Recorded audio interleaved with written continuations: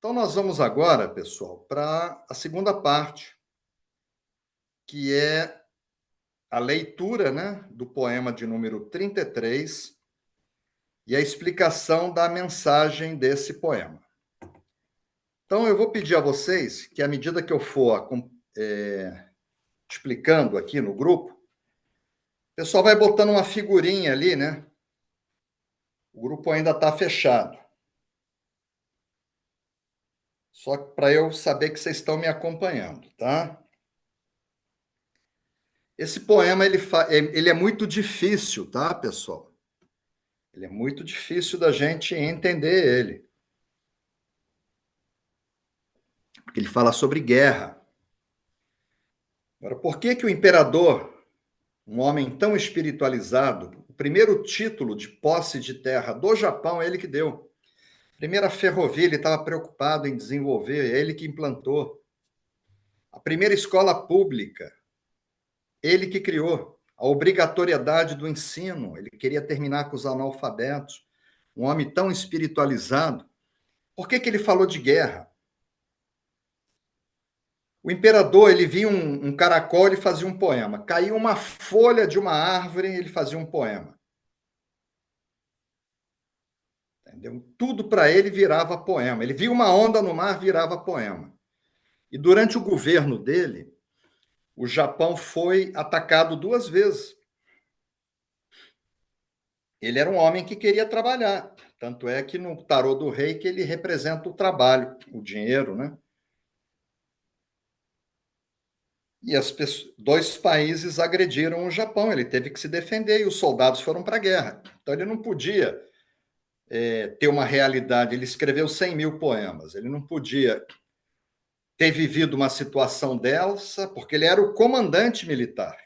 O imperador mandava na marinha, né? Não tinha exército, porque não tem fronteira, é uma ilha, é um arquipélago. Não tinha aeronáutica, porque os aviões começaram. Na Primeira Guerra Mundial não tinha aviões. Na segunda tinha, mas não tinha helicóptero. O imperador morreu em 1912, não tinha avião. Então não tinha aeronáutica, não tinha exército, só tinha a Marinha Imperial. Então ele era o comandante, né, militar da Marinha Imperial. Eles enfrentaram 2 guerras, sendo que eu coloquei aqui, eu fui buscar lá no dicionário Aurélio, né, para a gente entender a guerra friamente dentro da visão de um dicionário. A guerra é um conflito armado. Não tem nada de entregar flores. Estou vendo a Manuela aqui só em Portugal que teve flores. Revolução dos Cravos, não foi, Manuela? Teve a revolução aqui, teve uma guerra aqui com flores, mas foi só em Portugal.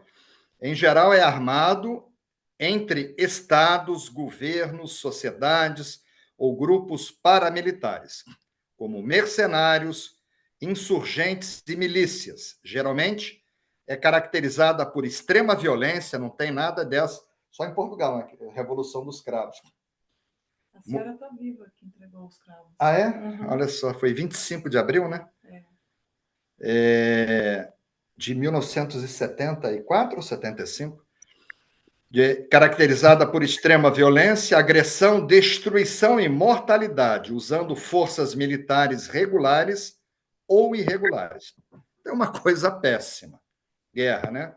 O ideal é que não existisse isso. Mas não tem jeito. Cada era são 2.160 anos. Nós vimos isso naquelas 7 aulas, né? E a gente viveu a era de peixes em que não havia... A humanidade não tinha essa consciência. Por isso, tantas guerras, né? Então, o Japão foi agredido. A primeira guerra, tá, com a China, que é chamada de Primeira Guerra Sino-Japonesa, foi um conflito armado entre a China e o Japão, que começou em 1894 e terminou no ano de 1895. Foi um ano de guerra entre o Império do Japão e da China, tá? E por que que eles foram atacados? Porque o Japão ele ocupava de forma pacífica a Coreia para a produção de alimentos e a China não aceitou a presença japonesa lá e invadiu a Coreia, que era um território igual a Inglaterra tem as Malvinas, né? As Ilhas Falklands. Então, a Espanha tem as Ilhas Canárias, então o Japão tinha a Coreia ali. E eles foram agredidos, né? E essa guerra ela terminou com o triunfo do Império Japonês no Extremo Oriente. O Japão venceu a guerra, se defendeu. Aí, 10 anos depois, no ano de 1904, durou um ano também, até 1905, houve um outro conflito. Até 1905, o imperador morreu em 1912, que agora foi com os russos, pelo mesmo motivo. Tá? A China não deu conta, então vamos nós lá resolver. Foram lá, perderam a guerra. O imperador era um homem conectado com Deus, ele estava se defendendo, acho que Deus botou a mão, tá? Então, essa guerra entre a Rússia, o Japão e a Rússia acabou em 1905, pela disputa dos territórios da Manchúria e da Coreia, né? E a marinha japonesa, porque, conforme eu falei, não existiam aviões e não existia exército, né? Não existia fronteira seca, né? Impôs uma derrota, nesse caso foi humilhante. Os russos foram lá para resolver e foram humilhados. Aí eu coloquei uma imagem logo abaixo para vocês aqui sobre a expansão da consciência. Por quê? Se você abrir um livro de história geral, a humanidade sempre esteve em guerra. Eu coloquei um resumo, eu nasci em 1961. Aí eu fui fazer um levantamento, quantas guerras, eu me lembro que eu estava me formando em 82, estava tendo a Guerra das Malvinas. Me lembro que eu nasci, tinha a música do Vietnã, amava os Beatles de Rolling Stone, estava rolando, tinha acabado a Guerra da Coreia, né?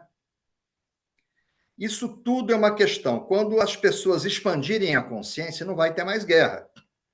É a importância da expansão de consciência, para que as pessoas mudem essa questão bélica, né? E aí eu coloquei uma citação que é minha. Eu escrevo nos meus livros, aí o pessoal tira e bota nos sites. Nenhum ser evoluído ataca outro. São pessoas de uma consciência muito evoluída. Aí invade um país vizinho, mata 1.200 pessoas, degola um bebê recém-nascido, pega uma mulher grávida, tira o bebê de dentro, estupra, sequestra 200 e poucas pessoas. Um ser que tenha uma consciência elevada, ele não faz isso. Então, a história da humanidade está cheia de exemplos de povos que agrediram, que atacaram outros povos, tá? E só para vocês terem uma ideia, eu coloquei para vocês aqui um resumo. Eu coloco Johnny DeCarli, parte das guerras, e eu coloquei parte, que eu vi tanta coisa que eu fiquei horrorizado. Eu coloquei as principais guerras que eu me lembrava, né? Desde que eu nasci. A Guerra da Argélia, ela terminou em 1962, eu nasci em 61. Morreram 200 mil pessoas. A Guerra da Independência de Angola, eu coloquei essa guerra aqui porque a Arminda está no grupo. Ela mora em Luanda, né? Ela terminou em 1975. Me lembro que uma família de angolanos foi morar no nosso prédio, lá na Ilha do Governador, fugindo de tanta agressão. Morreram 2 milhões de pessoas em Angola. É muita gente. A Guerra do Vietnã, me lembro da minha infância. Quando eu nasci, já existia guerra. E ela foi até 1900, foram 20 anos de guerra, terminou em 75. 3 milhões e 800 mil mortes. A Guerra da Independência de Moçambique. Por que eu coloquei Moçambique? Porque a Tatiana também está no grupo, está lá. Não sei se ela está acordada, que ela acorda. E é um fuso a mais, né? Mas a Moçambique já foi 1 milhão de pessoas. Terminou em 75. A Guerra de 6 dias, porque foram em 6 dias, que foram os árabes tentando derrotar Israel. Morreram 5 mil pessoas, 1967. A Guerra Civil da Nigéria. Eu tenho uma aluna muito querida da Nigéria, não está no Gemo. Terminou em 1991, 1.579.000 mortos. A Guerra do Afeganistão, eu me lembro que eu estava em Manaus, 1989, 1.622.865 mortos. A Guerra do Iraque, eu me lembro, Irã-Iraque, me lembro dessa guerra também, terminou em 1988, eu estava em Manaus, 1.500.000 pessoas. Guerra das Malvinas, essa eu acompanhei, porque pai da Geórgia, que me escuta, e minha mãe nasceram na Argentina. A minha avó veio da Holanda, meu avô, época de Segunda Guerra Mundial, nasceram lá. Então, eu ficava ligado, porque a gente tem família até hoje na Argentina, morreram 900 pessoas. Aí tem um conflito no Azerbaijão, tá? E Armênia. Terminou agora, esse ano, 2.700 pessoas. A Guerra do Golfo, me lembro muito bem, eu estava me mudando para Poços de Caldas, nessa guerra, 500 mil pessoas, Então, aquela história do Kuwait, né? A Guerra do Congo terminou em 2003, 5 milhões, olha quanta gente morreu no Congo. 5 milhões e 400 mil pessoas. A Guerra da Chechênia, me lembro muito bem também, eu estava em Manaus, chegando em Poços de Caldas, que eu acompanhava essa questão, 100 mil pessoas, uma região pequena, né? A Segunda Guerra do Golfo Pérsico, foi pai e filho, né? Os dois entraram em guerra lá, 37 mil pessoas. A Guerra Civil da Síria, que está em curso até hoje, a Síria está em guerra. Já morreram 507 mil pessoas, está em guerra atualmente. A Guerra Civil no Iêmen, tá? A Guerra Civil no Iêmen está acontecendo até agora, já morreram 100 mil pessoas. A Guerra da Rússia, agora na Ucrânia, já tem 2 anos de guerra, já morreram 500 mil pessoas, 500 mil de pessoas. Agora, olha que dado impressionante: 6 milhões e 400 mil ucranianos foram exilados, já moram fora. O Brasil já recebeu, Portugal recebeu ucranianos. E a faixa de Gaza, que está em curso também, né? A faixa de Gaza, morreram já 32 mil pessoas, muita gente. Tá bom? Está em curso. Por que acontece isso no planeta? É aquilo que Jesus falou: Pai, perdoa, eles não sabem o que fazem. As pessoas acham que estão fazendo a coisa certa, mas não estão, tá? Aí eu coloquei para vocês uma citação aqui embaixo de Paul Valéry, tá? Ele nasceu na França em 1945, quer dizer, morreu na França. E ele foi um filósofo, foi escritor, foi um poeta. E os poetas a gente já viu que são pessoas conectadas com Deus. Deus capacita. Esses poetas, eles captam coisa lá do universo e falam. O escritor se faz, tá? O poeta, ele nasce feito, ele nasce com uma missão. Deus capacita um escolhido, tá? E ele era um poeta, né, da escola de simbolista, que é um movimento, uma escola literária que surgiu no final do século XIX na França, tá? E os escritos dele influenciaram a matemática, que é uma ciência exata, a filosofia e a música. Então, olha o que esse Paul Valéry falou. A guerra é um massacre entre gente que não se conhece. Vão 2 jovens que não se conhecem se matar, para proveito de pessoas que se conhecem. Que o Putin conhece o Zelensky da Ucrânia. Ele se conhece. Mas os jovens que estão se matando não se conhecem. Mas não se massacram. Os que se conhecem não se massacram, mandam os outros se matar. Tá? Aí, pessoal, você vê, Rita é uma mulher extremamente pacífica, minha esposa, né? Nós temos 6 gatinhos em casa. Aí a gente adotou 2 filhotes, e o filhote cresceu, ficou adulto. Só que tem uma gata que é apaixonada por Rita, e abraça e beija ela, e aquela coisa de defender o território. Ciúmes, os animais têm ciúmes. Essa gata, tem um gatinho aqui da Juliana, só falar de gato, né? O sincronicidade. Ela tem ciúme e ataca o gatinho, o macho, que cresceu, e ele fica acuado. E Rita fala assim: meu filho, você tem que se defender. Ela manda e conversa com o gato, e o gato não entende e continua apanhando, né?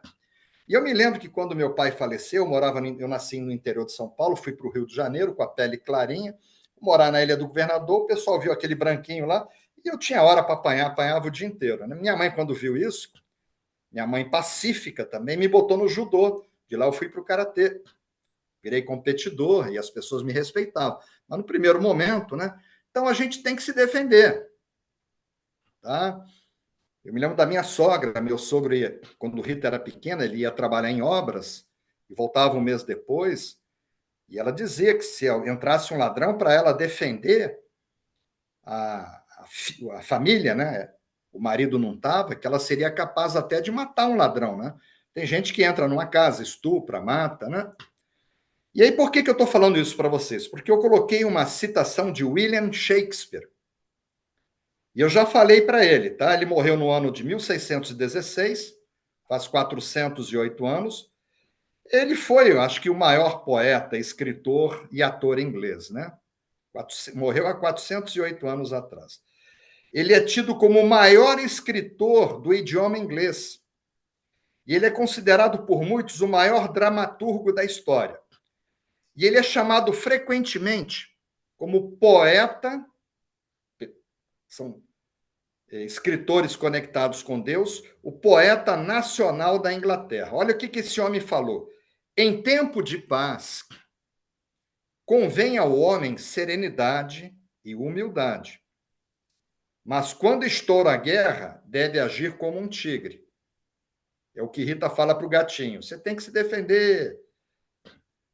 Minha mãe tem o dedo quebrado lá de bater num ladrão. O dedo dela é torto, né? E minha mãe é pacífica também.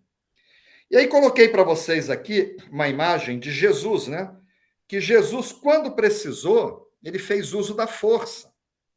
Ele era pura bondade. Ele era um ser de luz. Ele era um avatar, né? Isso está onde? Está em João, capítulo 2, versículo 15. Está escrito na Bíblia assim: então ele fez um chicote de cordas e expulsou todos do templo.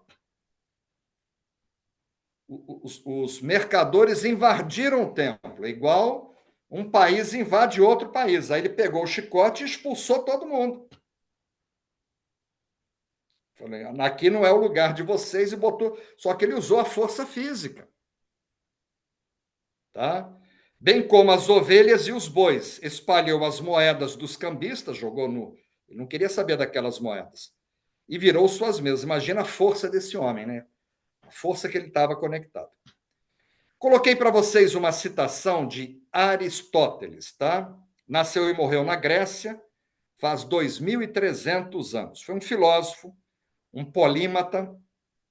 O polímata é uma pessoa que mantém um conhecimento profundo, não é superficial, em diferentes assuntos. Quem é assim é a Juliana. Juliana está se aprofundando em muitas áreas, né? Está virando uma polímata. Da Grécia Antiga. Então, é um filósofo da Grécia Antiga, que ao lado de Platão, de quem ele foi discípulo, né? Foi um dos pensadores mais influentes da história da civilização horizontal, ocidental. Agora, olha o que Aristóteles nos deixou. O objetivo da guerra é a paz. Um homem com o nível de consciência que ele tinha, a inteligência, que o objetivo da guerra é a paz. Por exemplo, Israel foi atacado, mataram 1.200 pessoas, mulheres grávidas, estupraram, degolaram bebês, sequestraram mais de 200 pessoas. Por que está em guerra? Para que no futuro não aconteça de novo. É isso que esse homem quis dizer.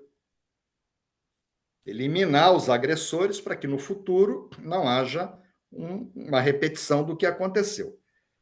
Ah, mas não é possível. Não? Aí um outro, tá, que foi Sun Tzu, que é um escritor, ele escreveu, botei o livro aí, A Arte da Guerra.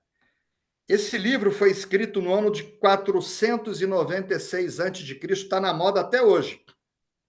Muita gente leu esse livro mais de uma vez, A Arte da Guerra. Tá? Ele foi um general, um estrategista e um filósofo, ele era filósofo também, além de militar, chinês.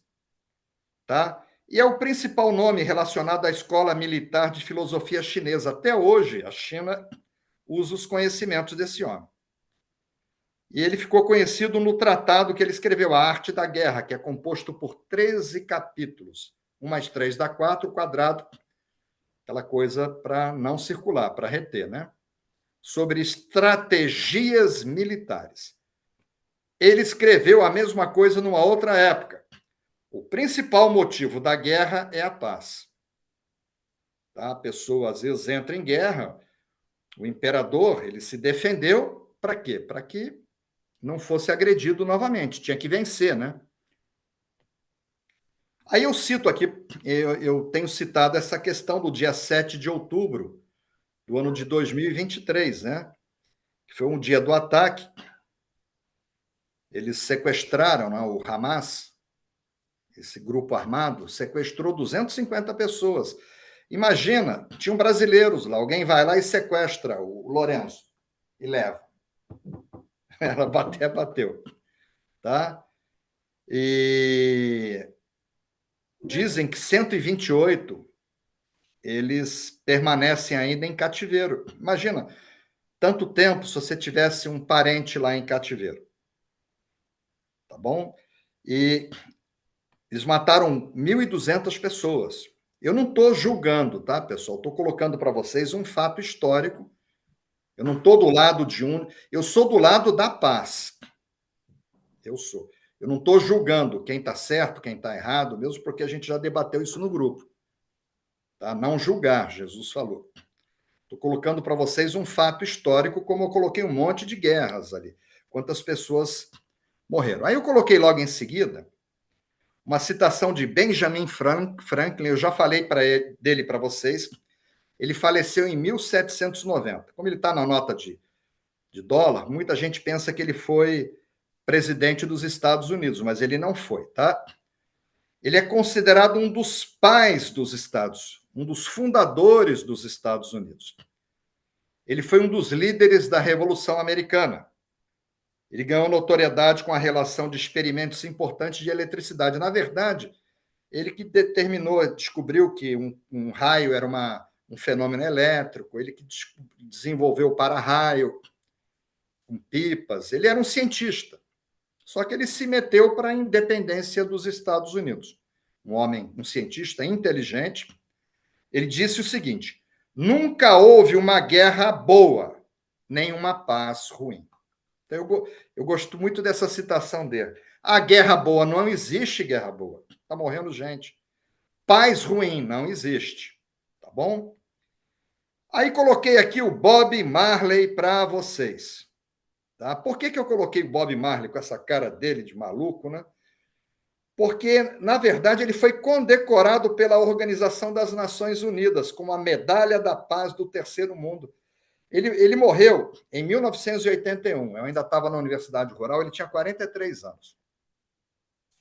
E o Bob Marley era uma das pessoas que mais defendia a paz. E ele colocou o seguinte: esse homem que foi condecorado pela. Ele era jamaicano, tá? Ele era um cantor, ele era um compositor jamaicano, igual Roberto Carlos é cantor e compositor. Ele é conhecido até hoje como. Ele é o mais conhecido músico de reggae. Ele vendeu mais de 75 milhões, isso é muita coisa, pessoal, milhões de discos, tá? E 3 anos antes da morte dele, que foi em 1978, ele ganhou o Prêmio Nobel, a Medalha da Paz, né? E ele diz o seguinte: para nós, para ele, a guerra é sempre a prova do fracasso e a pior das soluções. A pior solução é sempre a guerra, né? Então, tudo deve ser feito para evitá-la. Ele ainda colocou: prefiro perder a guerra e ganhar a paz. Só que é tal coisa, se o imperador perdesse aquelas guerras, será que ele ia ter paz? Com a ocupação, né? Aí coloquei uma citação, eu escutei ele falando isso para mim pessoalmente. Roberto Carlos é nosso aluno, ele é nosso amigo, né? Ele fez até o 3A, apaixonado pelo reiki, sempre que a gente pode, a gente está com ele. E ele disse o seguinte, porque quando eu falei sobre esse poema com ele, ele disse isso: não importa os motivos da guerra, a paz ainda é mais importante que eles, que os motivos. E aí coloco aqui para vocês Albert Einstein, a gente sempre coloca ele, né? A gente procura reunir ciência, religião e filosofia, e ele foi considerado a personalidade do século passado, né? Nasceu na Alemanha, morreu nos Estados Unidos em 1955, ele tinha 76 anos, ele era físico, era alemão, né? E ele desenvolveu para a gente a teoria da relatividade e os pilares da física moderna, né, da mecânica quântica, de partículas, né, o que acontece dentro dos átomos, das moléculas dos átomos. E ele disse o seguinte, que a guerra é a coisa mais desprezível que existe, prefiro deixar-me assassinar a participar dessa desonra, ignominia. Ele usou essa ignominia, que é uma desonra. Outra que ele falou sobre guerra, não sei como será a Terceira Guerra Mundial. Tivemos a Segunda, né? Terminou em 1945. Mas sei como será a Quarta, com pedras e paus. Quer dizer, a Quarta Guerra Mundial não vai ter aviões, nem vai ser pau e pedra, né? Por quê? Para vocês terem uma ideia, pessoal, eu fiz um levantamento aqui, relatórios, tá? Existem 9 potências nucleares no planeta, oficiais, e tem outras não oficiais, né? E que esse trabalho foi feito em 2022, existem 9.440 ogivas nucleares no planeta, tá? Num outro estudo, eles falam em 9.576 bombas nucleares. Essas bombas, elas equivalem a 135 mil bombas de Hiroshima. Quer dizer, uma bomba de Hiroshima matou 70 mil pessoas no primeiro impacto.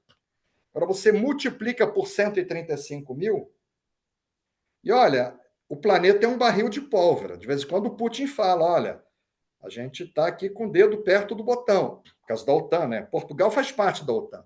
Me preocupa tudo isso, a Juliana morando aqui, né? Eu hoje estava orando, meditando aqui, fui levar o netinho no colégio, fico pensando nessas coisas. Porque não é, tá para ir de carro daqui para a Ucrânia, né? Mas imagina, a Quarta Guerra é com pedras e paus. Aí tem uma citação que eu gosto muito do Einstein, que a paz é a única forma de nos sentirmos realmente humanos. Eu estou falando de paz, pessoal, porque o poema fala de guerra. Estou tentando. Eu só justifiquei por que o imperador citou a guerra e a gente está entrando numa energia de paz. Já falamos, tá, sobre Madre Teresa de Calcutá, em outros poemas. Ela nasceu na Escópia, que é uma região da Macedônia do Norte, e morreu na Índia. Ela morreu em 1997.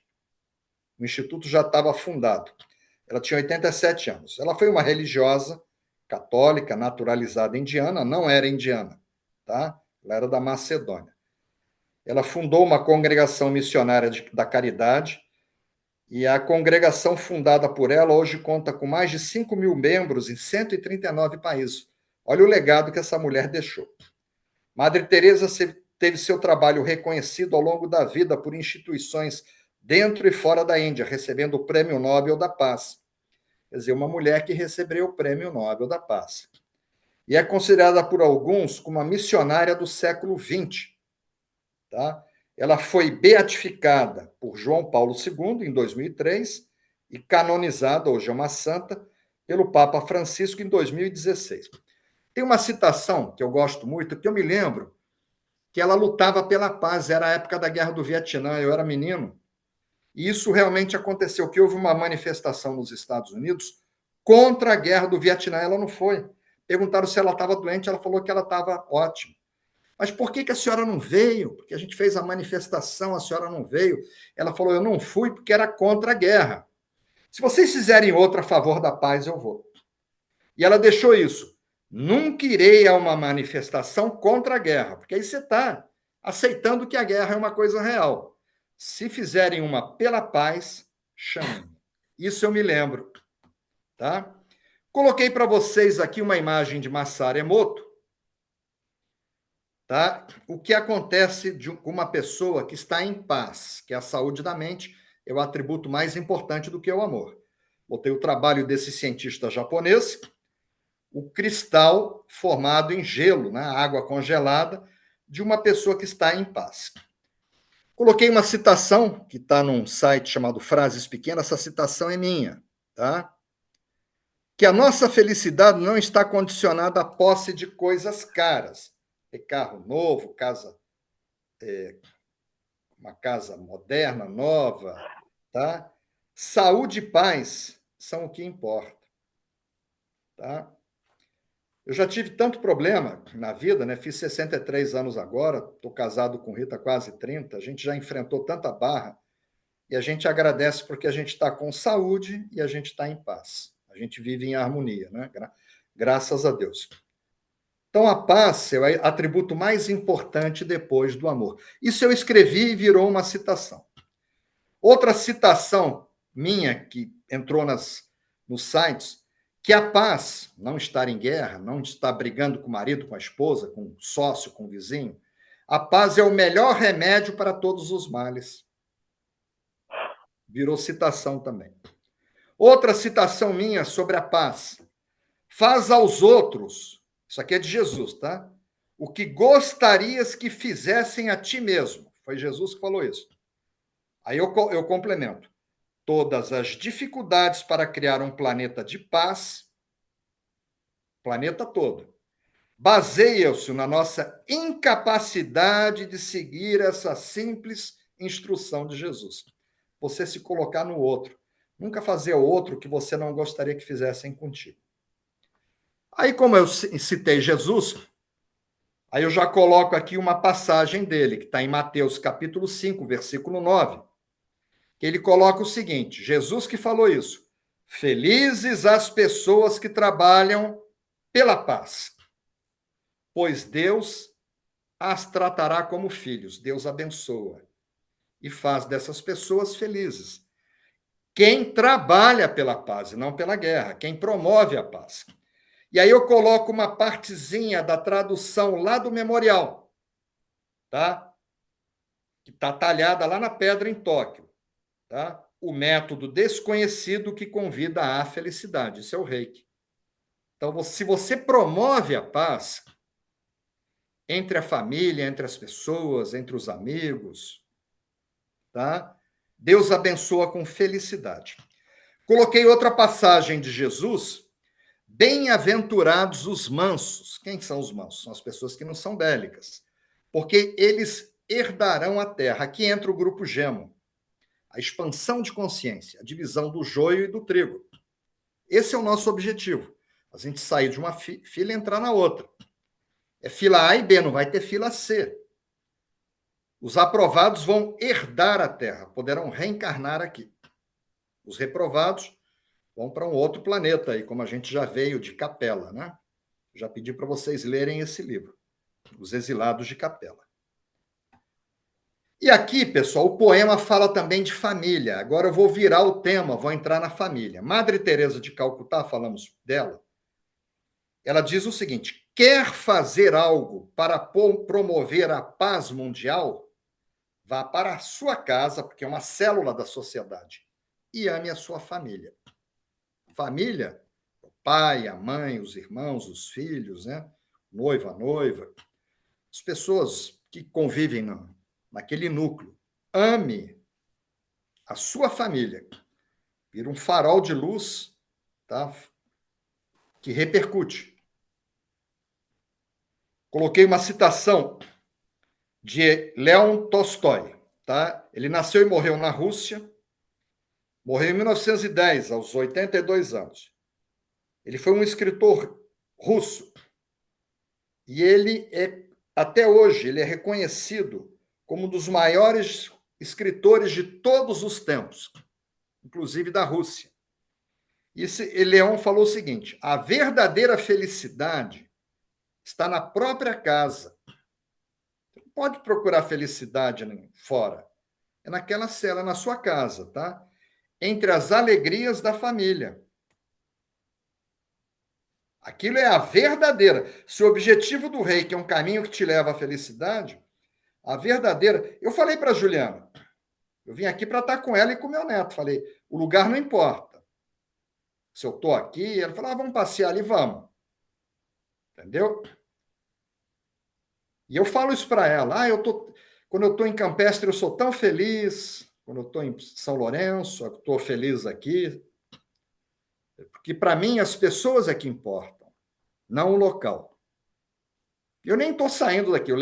Eu saio para levar e pegar o neto no colégio. Podia estar passeando, né? E coloquei para vocês uma citação de Francis Bacon. Nasceu e morreu em Londres, com 65 anos. Ele morreu em 1626. Esse é mais antigo, tá? Ele foi um político, foi filósofo, foi cientista, foi um ensaísta inglês, ele era cientista. É considerado como um dos fundadores da Revolução Científica. Então, nas teses de mestrado, doutorado, a gente sempre cita aí Francis Tem Bacon, aquele né? As efervescente. universidades. Em suas Eu quero. investigações, ele ocupou-se Se especialmente você da puder pegar um outro metodologia copo, vai ficar científica, um pouquinho, não é muito sendo tomar. muitas vezes chamado de o fundador da ciência moderna. E uma coisa que pouca gente sabe, Francis Bacon, tá? Ele foi um dos mais conhecidos e influentes Rosacruzes. Minha mãe é da Ordem Rosacruz há 50 anos. E também foi um alquimista. Ele era um homem extremamente espiritualizado. Ele ocupou o mais elevado posto da alquimia. E olha o que esse homem fala. O amor da pátria, você amar o seu país, começa na família. Tá? Muita gente vai para a guerra para defender a pátria, defender a família, para que não venha uma ocupação e as pessoas abusarem sexualmente de um filho, da sua esposa. Tá? Então, o amor da pátria, ele começa porque esse poema, a mensagem dele é o patriotismo. Aí eu coloquei para vocês aqui que patriotismo é um sentimento voluntário. Ninguém vai te obrigar a ser patriota. Rita e eu somos extrema. A gente foi para Fátima agora com a bandeira do Brasil. A gente carrega a bandeira do Brasil por onde a gente anda, tá? É unilateral, é uma coisa da pessoa, de amor e pertencimento ao seu lugar de origem, onde você nasceu. Aí essa história de onde você nasceu, eu nasci no Brasil. Eu estava falando com a Juliana ontem, hoje. Eu tenho 3 irmãos que viajam com passaporte italiano. Ela perguntou, você nunca quis tirar? Eu falei, não, eu não falo nada de italiano. E eu nasci no Brasil. Eu gosto de chegar e entrar na fila com os brasileiros, tá ali batendo papo. Então, os brasileiros, então vamos lá para a fila deles, entendeu? Eu nasci lá, Deus me botou lá. E aí eu botei para vocês uma citação de Einstein: Deus não joga dados com o universo. Nada acontece por acaso. Eu podia ter nascido na Argentina. Minha mãe teve tias holandesas que os filhos nasceram na Argentina. Eu podia ter nascido na Holanda. A minha avó, a mãe da minha mãe, era holandesa, mas Deus entendeu que eu tinha que nascer. Então, não foi por acaso. Eu tinha alguma coisa para lá, entendeu? Algum karma, algum resgate. E aí coloquei para vocês uma citação de Ravi Shankar. Eu já falei dele para vocês. Ele nasceu na Índia, tá? E morreu em 1956, com 67 anos. Ele é um líder espiritual indiano. Quer dizer, ele nasceu em 56. E em 97, ele estabeleceu uma instituição de caridade, que fica com sede em Genebra. Já falei isso para vocês. Por seus serviços, ele recebeu alguma das maiores condecorações de vários países. Entre esses países, a Índia, o Peru, a Colômbia e o Paraguai. E olha o que esse homem falou. A vida é uma combinação, são 2 coisas, de destino e livre-arbítrio. A chuva é o destino. Está chovendo é o destino. A possibilidade de se molhar ou não é a sua escolha. Então, nós podemos fazer escolhas. Juliana fez uma escolha. Vir para Portugal. Ela está muito bem aqui. Tá? Mas o destino foi ela ter nascido no Brasil. Mas ela teve os motivos dela, né? O marido dela foi transferido para cá. Então, isso foi uma coisa de destino. O marido veio, ela veio atrás.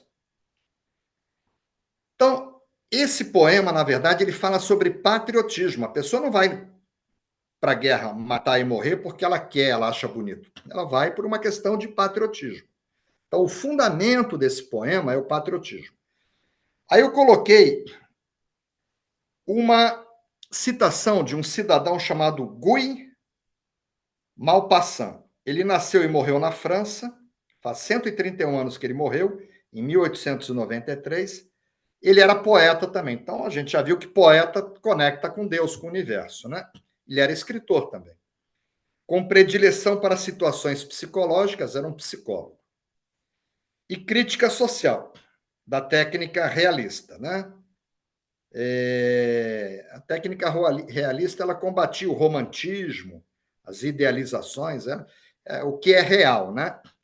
E esse cara falou o seguinte, Sissi Maupassant, o patriotismo é o ovo das guerras. Então, a pessoa vai para a guerra por esse amor que ele tem à pátria e à família, né? E tudo começa na família. Coloquei para vocês também outro gigante, que foi George Bernard Shaw, que nasceu na Irlanda, morreu no Reino Unido. Ele morreu faz 74 anos, em 1950. Ele foi um escritor, um dramaturgo, um romancista, contista, ensaísta e jornalista francês. Por que eu botei esse homem? Porque ele ganhou o Prêmio Nobel de Literatura em 1925. Olha o que ele falou: patriotismo é uma convicção de que este país é superior a todos os outros países, porque você nasceu nele. Eu estava conversando com um amigo meu que formou comigo, Flammarion, e a gente brincando. A nossa universidade é melhor, porque ela é a nossa. Não é isso? Então, coloquei para vocês também uma citação de Mikhail Lermontov, tá? Que nasceu e morreu na Rússia. Ele foi poeta também, foi um romancista. E essa citação eu botei no livro, que a nossa pátria é onde somos amados. Onde é que você é amado? Tá? Onde te amam? Essa é a sua pátria, tá? E aí coloquei uma citação de Voltaire, já falei de Voltaire para vocês. Ele foi um dos mais importantes pensadores do iluminismo francês, que foi um movimento cultural e intelectual da elite europeia do século XVIII, século das luzes, que iluminou, saíram daqueles dogmas, né? E esse iluminismo pautava na razão. Não, isso aqui não é racional, né? Ele nasceu e morreu em Paris, em 1778, cunhou a frase que sintetiza o direito à liberdade de expressão. Eu acho bonita essa frase. Eu acho que cabe para a gente. Não concordo com o que dizes, mas defendo até a morte o direito de o dizeres, o livre-arbítrio. As pessoas são diferentes, por conta da defesa ferrenha da liberdade de expressão. Esse homem, Voltaire, eu uso muito ele, as citações dele, ele escreveu 70 obras. Eu escrevi 16, escreveu 70. Um grande gigante, era um poeta. Ele colocou: a pátria é nos lugares onde a alma não é o espírito, a alma é o corpo emocional e mental. A alma está acorrentada. Onde é que tem pessoas que você ama, lugares que você tem saudade, tem gratidão? Essa é a sua pátria. Coloquei outro gigante para você, Stendhal, que ele nasceu e morreu na França em 1842. Foi um escritor francês, um dos maiores romancistas, tá? Autor de romances do século XIX. Ele escreve o seguinte: a verdadeira pátria é aquela onde encontramos o maior número de pessoas que se parecem conosco. Se eu chegar lá no Brasil, eu tenho 3 irmãos, eu sou mais gordinho, fisicamente são parecidos comigo, né? Que gostem dos mesmos alimentos, dos mesmos hábitos. Então, ele disse isso, tá? Aí tem Miguel de Cervantes, coloquei uma citação dele, já falei em outros poemas sobre Miguel de Cervantes. Nasceu e morreu na Espanha em 1616, faz 408 anos que ele morreu, foi um romancista também, dramaturgo, e foi um poeta, um homem que recebia as coisas de Deus. A obra dele principal é Dom Quixote de la Mancha. Esse livro, Dom Quixote de la Mancha, é o primeiro best-seller da história, o primeiro romance da Era Moderna. Tudo começou com esse romance. E é considerado até hoje um dos melhores romances. Então ele disse assim: é doce o amor da pátria, o amor que você sente pela sua pátria. Coloquei para vocês aqui um outro gigante, que foi Alexander Solzhenitsyn. Nasceu e morreu na Rússia, foi um escritor, um dramaturgo, um historiador. Por que eu coloquei esse homem? Porque ele recebeu o Prêmio Nobel de Literatura também. O patriotismo é um sentimento integral e persistente de amor a pátria, com a disposição de fazer sacrifícios por ela, de compartilhar seus problemas, mas não servi-la sem questionamentos. Olha o que ele falou. Não servir a pátria sem questionamentos. De não apoiar reivindicações injustas. Olha, atravessa a fronteira, vai lá e mata um bebê. Ah, eu vou porque eu sou patriota. Você tem que questionar. Se o que estão te pedindo é coerente, é patriótico. Tá? Coloquei Rui Barbosa. Rui Barbosa é aquele dos patos, né? Juliana, quando era pequenininha, eu levava ela para Paquetá. Nós íamos de charrete na casa de Rui Barbosa. Ela adorava. Aí ficou adolescente, fazer o quê em Paquetá? Ela adorava Paquetá, né? E lá Rui Barbosa tinha... Dizem que os patos ficavam na casa lá de Paquetá, né? Até falei de você, quando eu falei de Rui Barbosa. Que o ladrão foi roubar os patos e ele falava tão difícil que o ladrão não entendeu. Se levava, deixava os patos, né? E ele diz o seguinte, então ele nasceu na Bahia, né? Rui Barbosa era baiano, ele morreu em Petrópolis, no Rio de Janeiro, morreu em 1923, ele foi um polímata, conhecia muitas ciências, ele era brasileiro, né? Ele se destacou como jurista, advogado, político, diplomata, escritor, jornalista, tradutor e orador. Falava tão bem que ninguém entendia. Mas ele deixou o seguinte, o patriotismo praticamente consiste, sobretudo, no trabalho. Então, pessoal, aqui a gente começa a entrar no Reiki, que um dos princípios do Reiki fala sobre o trabalho. Eu coloquei partezinha da inscrição que está lá na pedra, lá de Tóquio, tá?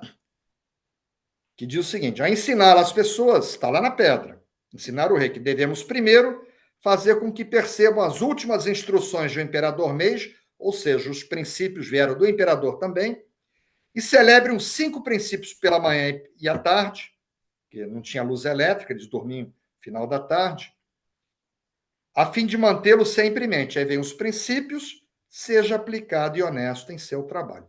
Aqui a gente começa a trazer o poema para dentro do Reiki.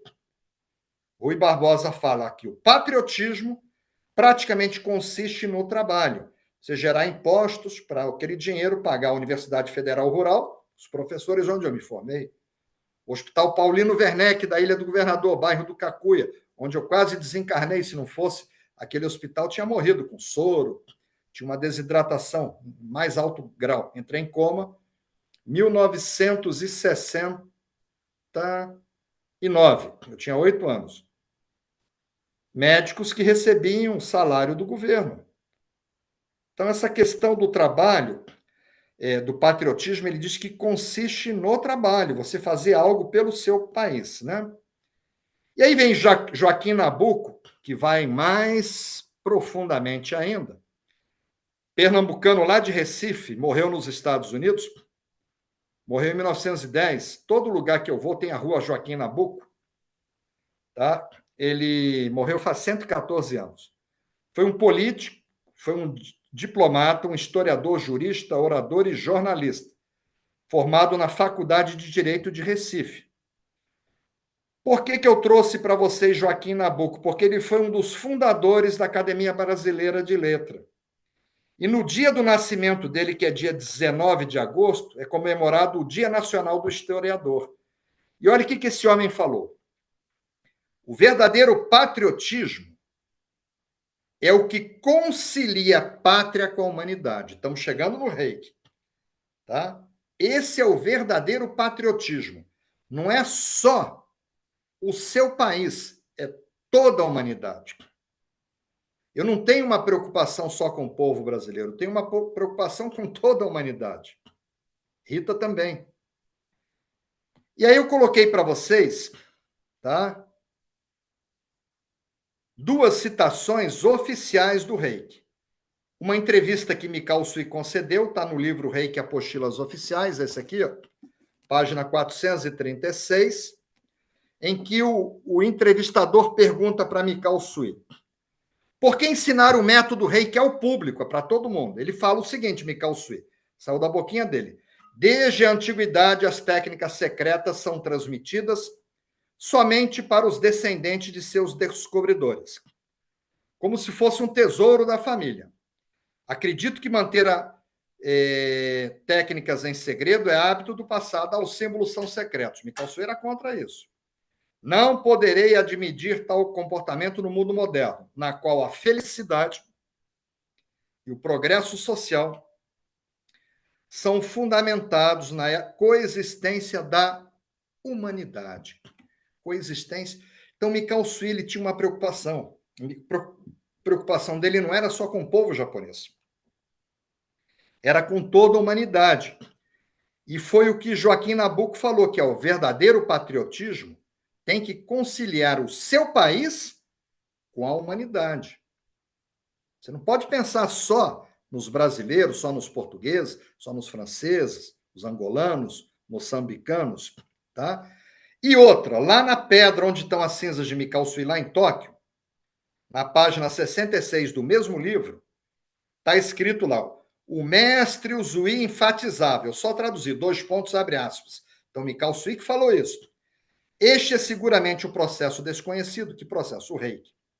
Para trazer a boa sorte, levar a humanidade, não era só para os japoneses.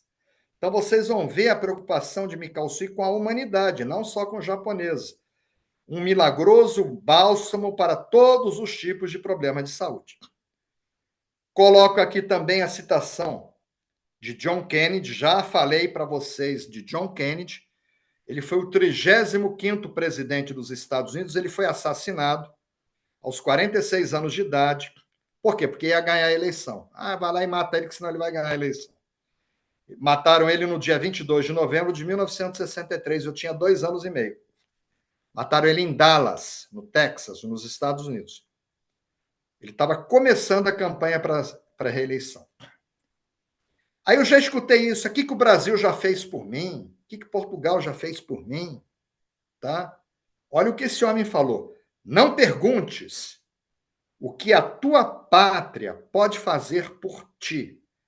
Pergunta o que tu podes fazer por ela. Aí eu vou perguntar para vocês como mestres de Reiki, o que vocês podem fazer pela pátria de vocês? Rita e eu fazemos, tá? Essa questão do patriotismo, vocês vão ver que eu entrei agora numa imagem do Ayrton Senna. Depois que ele faleceu, me lembro, fez 30 anos agora, Juliana era pequenininha, eu acordava os domingos cedinho para ver ele correr. Nunca mais eu assisti uma corrida de Fórmula 1. Morreu uma coisa dentro de mim. E uma das coisas bonitas que eu gostava nele, ele ganhava uma corrida, pegava uma bandeira e dava uma volta. Ele tinha orgulho de ser brasileiro e era um campeão mundial. Tá? Então você pode ser patriota, você não precisa ir para a guerra. Você pode ter patriotismo nos esportes. Ayrton Senna não matou ninguém, foi um dos maiores patriotas que eu conheci na minha vida. Coloquei um vídeo para vocês, tá?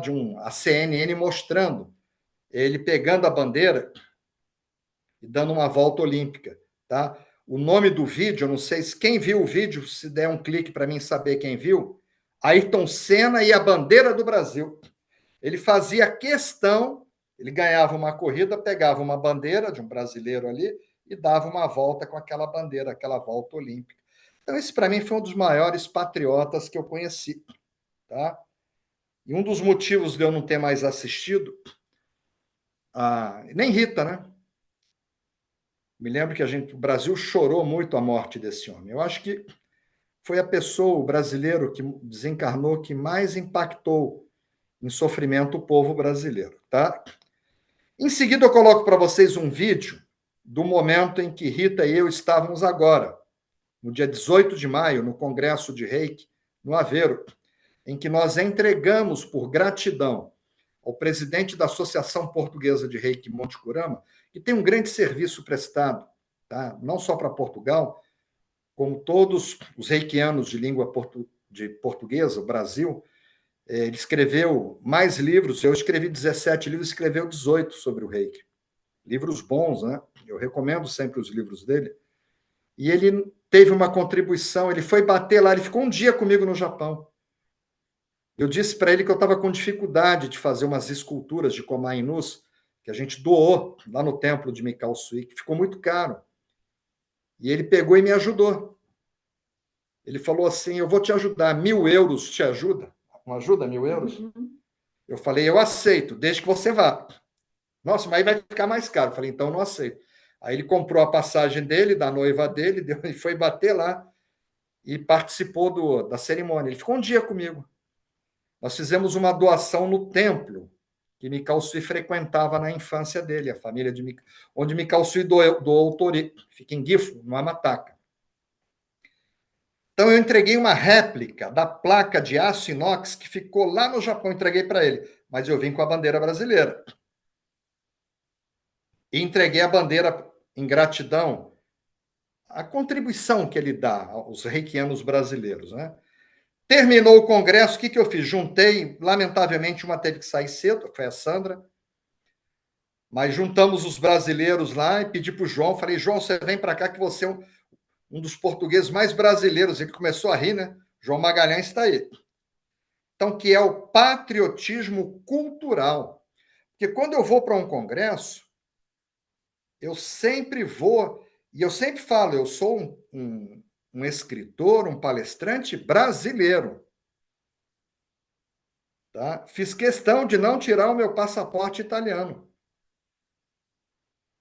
Eu gosto, eu amo o Brasil, meu coração está lá. Eu tive proposta de emprego na Espanha para ganhar muito bem. Rita começou a chorar, achou que eu ia aceitar. Aí eu não aceitava, aumentava um salário, eu não aceitava. No terceiro aumento do salário, ela falou, agora ele aceita. Eu falei, não adianta eu ter dinheiro e estar longe da minha mãe, do meu sogro, minha sogra, meus filhos. Entendeu? Eu posso até trabalhar na Europa, se bem que eu estou meio que pré-aposentado, né? Finalizo aqui com uma citação de Sêneca. Sêneca nasceu na Espanha, morreu em Roma no ano de 65 depois de Cristo. Vai fazer quase 2.000 anos que ele morreu. Foi um estadista, um filósofo, advogado, homem de letras. Ganhou destaque em Roma, seguindo a carreira dos tribunais na vida política. Propunha a igualdade entre os homens, sendo avesso à escravidão e à distinção social. Era um homem totalmente do bem, Sêneca, tá? Entre muitas coisas, escreveu o seguinte: eu coloquei uma coisa que ele escreveu. Uma vida sem problema. Ele dizia que todo mundo. Jesus falou isso: para cada dia basta o seu próprio mal. Seu próprio. Mas se sofrer pelo problema de amanhã. Ele falou: uma vida sem problemas é fantasia. Todo mundo vai ter problema. Aceitar que os problemas fazem parte da vida e construir um espaço interior para se preservar foi o que eu falei para a Juliana. Vamos criar uma bolha. Rita e eu criamos uma bolha de sobrevivência, de modo que a adversidade não roube a sua paz. Por isso que eu botei. Você tem que ter paz. Para ser feliz, que é o objetivo do Reiki, caminho da felicidade, é importante saber lidar com as adversidades. Falei isso para a Rita. Uma questão que surgiu, que mexeu muito conosco, tá? Viemos até para Portugal aqui, ela caminhou um dia, Juliana até foi com ela estava chorando, uma questão que aconteceu, e falando, nós vamos criar uma bolha. Mas eu lembrava do Sêneca, tá? E saber se distanciar delas, buscando um porto seguro interior. Você criar a sua bolha. E aqui a sua casa é uma bolha, né? Aqui eu percebo a bolha, né? Agora, olha o que esse homem falou. A gratidão, isso é um grande gigante, tá? Não é apenas a maior das virtudes, mas a mãe de todas as outras. Gratidão. Você tem que ter gratidão à sua pátria. Se não fosse o Brasil, eu não era engenheiro agrônomo, eu teria morrido se não fosse um hospital público. Eu tenho que ter gratidão. E aí eu finalizo aqui, voltando para o Reiki. Novamente, uma outra parte lá do memorial, tá? Tá escrito lá. O método desconhecido que convida à felicidade, a terapia espiritual para todos os distúrbios da mente e do corpo. Kancha Shite. Expresse sua gratidão. Num outro momento, no mesmo memorial, tá? Eu já li hoje, expresse sua gratidão. Aí eu finalizo, pessoal, com a mensagem espiritual desse poema.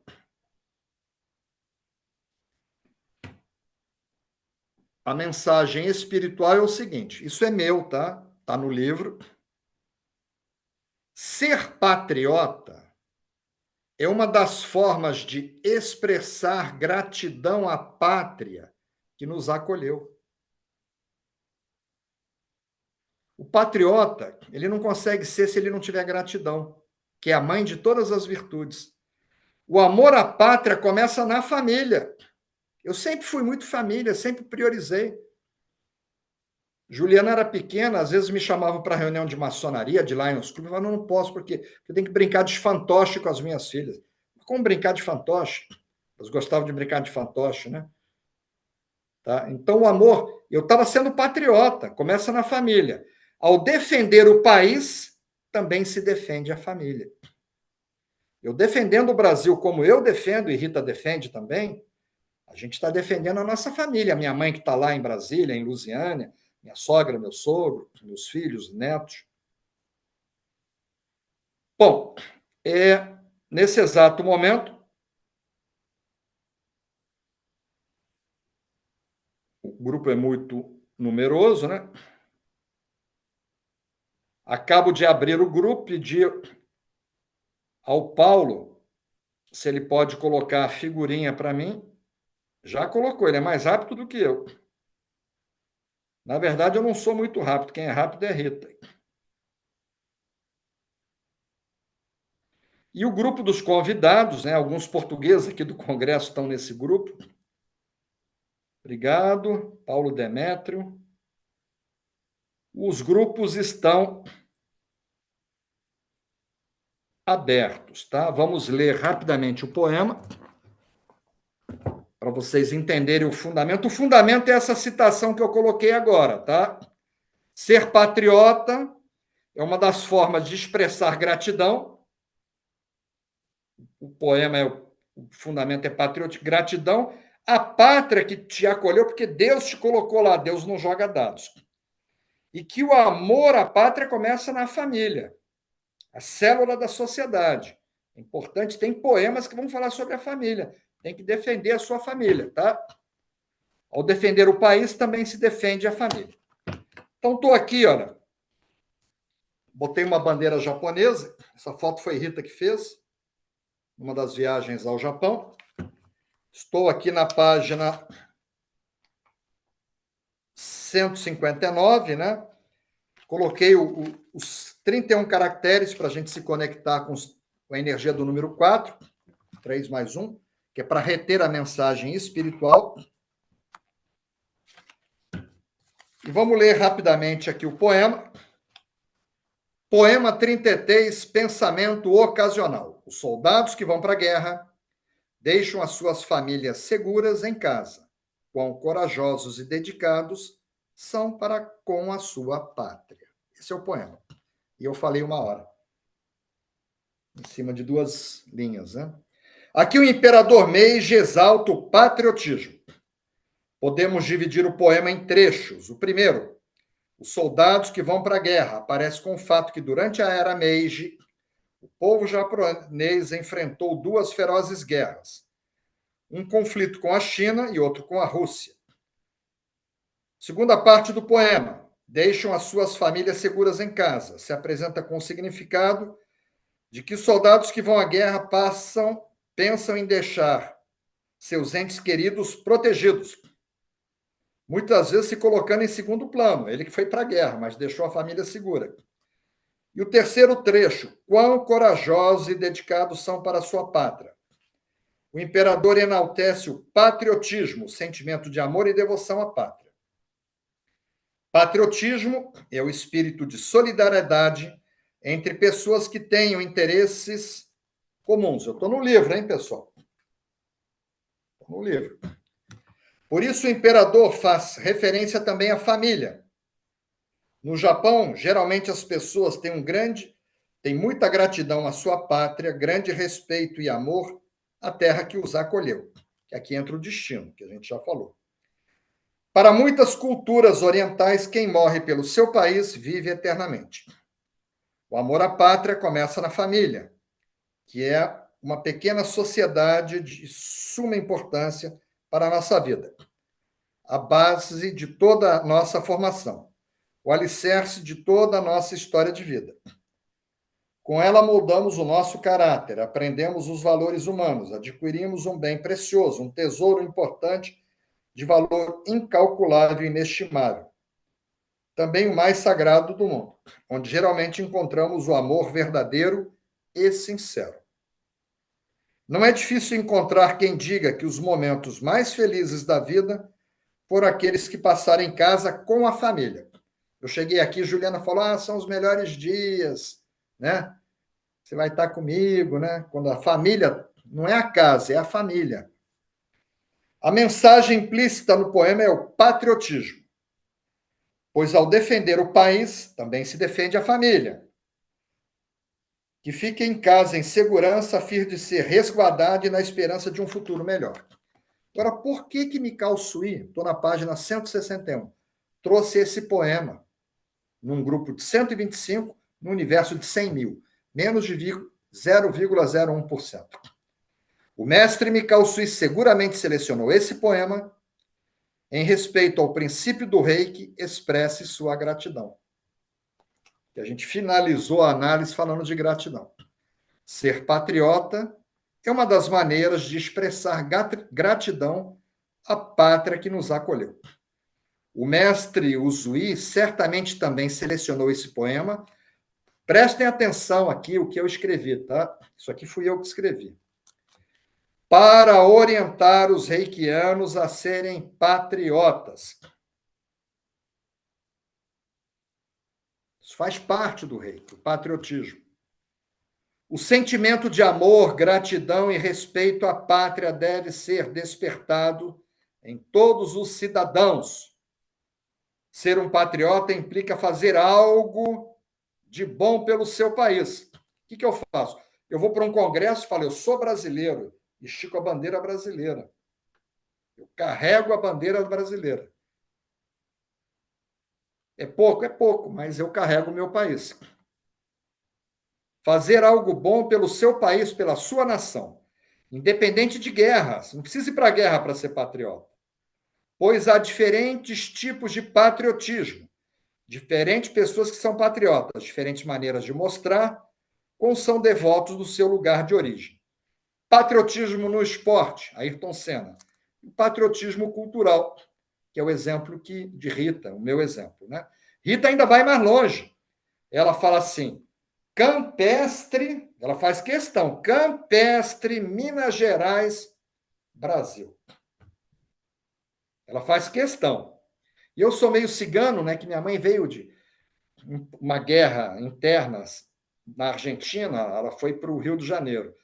E a família já vinha da Europa, ela nasceu no início da Segunda Guerra. Então, nós somos refugiados, minha família de guerra, né? Eu não tenho, assim, um local. Eu sou de tal local. Rita é. Eu falo que eu sou brasileiro, mas ela fala campestre, Minas Gerais, Brasil.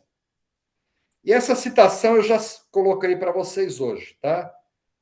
Mikhail Lermontov. A nossa pátria está onde somos amados. Assim a gente termina o poema e eu pergunto para vocês, tá? Lourdes Molina aqui, Dulce Haddad, bem-vindas, né? A Lourdes entrou recente. Pessoal do grupo, está aberto, né? Vocês entenderam? Me respondam aqui no grupo. Todo mundo entendeu? Podemos fazer o reju de expansão de consciência?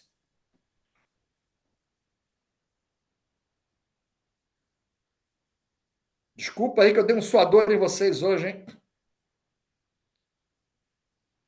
Tá todo mundo sim, sim, sim, sim, sim, sim, sim. Podemos, né? Olha o João Pestana. Você conheceu ele da maçonaria. É isso aí, pessoal. O pessoal entendeu, tá? Então, nós vamos fazer o reju de expansão de consciência. Eu vou colocar mais uma lâmpada no coração de vocês. Lâmpada é importante. Eu sou suspeito, eu acho todas elas. Porque se faltar uma lâmpada, não dá o que a gente pretende, que é a iluminação, né? Então, novamente, eu vou entregar o caderninho para a Juliana. E vamos fazer o reju. Desculpem o atraso, tá bom, pessoal?